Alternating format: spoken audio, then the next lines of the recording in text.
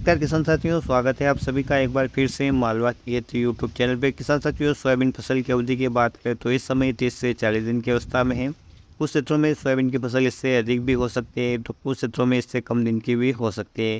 किसान साथियों, कॉमन रूप से बात करें तो इस समय सोयाबीन की फसल में सबसे बड़े भयंकर कीट का अटैक देखा जा रहा है, जिसे आप गडल बिटल के नाम से जानते हैं और कुछ लोग इसे चक्र बग के नाम से या रिंग कटर के नाम से भी जानते हैं। किसान साथियों, कुछ खास वैरायटियों में इसका अटैक और भी ज़्यादा है, जैसे कि आरवीएसएम 1135 या जेएस 2172। इनमें लगने का कारण ये है किसान साथियों ज़्यादा मात्रा में कि इनका जो तना होता है वो सॉफ्ट होता है या मुलायम होता है, जिसके कारण इस कीट को रिंग बनाने में और अंडा देने में आसानी से सुविधा होती है, जिसके कारण इन वैरायटियों में इसका अटैक ज़्यादा देखा जा सकता है। हालांकि सभी प्रकार की वैरायटियों में अटैक देखा जा रहा है और बहुत ही भयंकर रूप से देखा जा रहा है। जिन किसान भाइयों ने पहला स्प्रे 15 से 20 दिन की फसल की अवस्था में कर दिया है, उनकी फसल में भी इस समय जब उनकी फसल 30 से 40 दिन की अवस्था में फिर से गडल बिटल का अटैक देखा जा रहा है।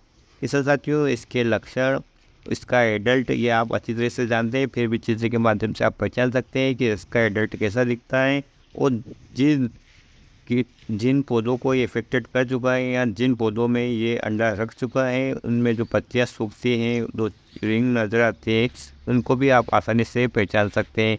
जब आप अपने खेत की मॉनिटरिंग करेंगे तो इस प्रकार के कीट यदि आपको दिखे या इस प्रकार की पत्तियां सूखती हुई दिखे, इस प्रकार के चक्र आपके पौधों के तने के ऊपर दिखे, तो आप समझ जाइए कि आपके खेत में गडल बिटल का अटैक शुरू हो चुका है।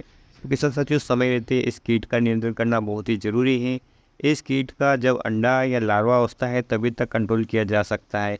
एक बार इस लार्वा से इल्ली बन गई या कीड़ा बन गया तो किसान साथियों, किसी भी कीटनाशक की जितनी भी मात्रा आप डालें अपने खेत में, इसका कंट्रोल आप नहीं कर पाएंगे।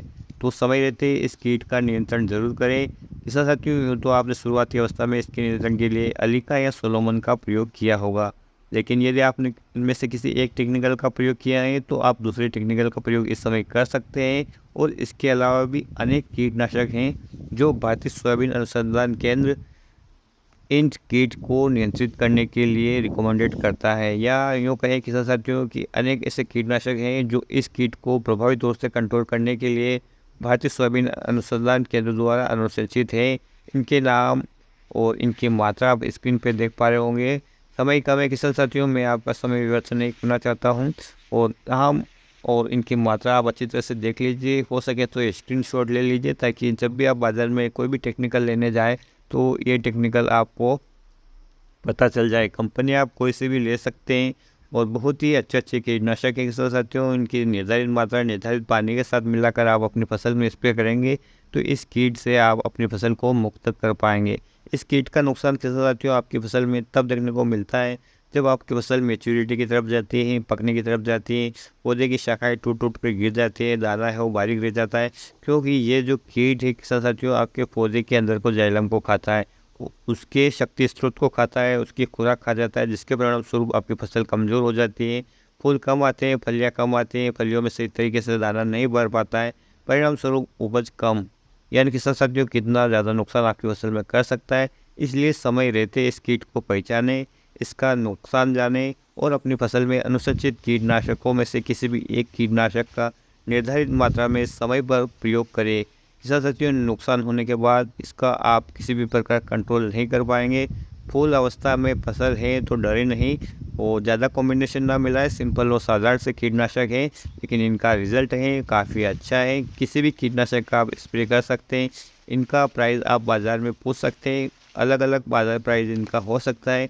जो प्रोडक्ट आपको सस्ता मिले तो उस प्रोडक्ट को आप ले सकते हैं और अपनी फसल अच्छी कर सकते हैं, यानी उसको नुकसान से बचा सकते हैं, साथ ही अपनी लागत भी बचा सकते हैं। तो किसान साथियों, आज के वीडियो में इतनी जानकारी थी। उम्मीद करता हूँ कि ये जानकारी आपको पसंद आएगी।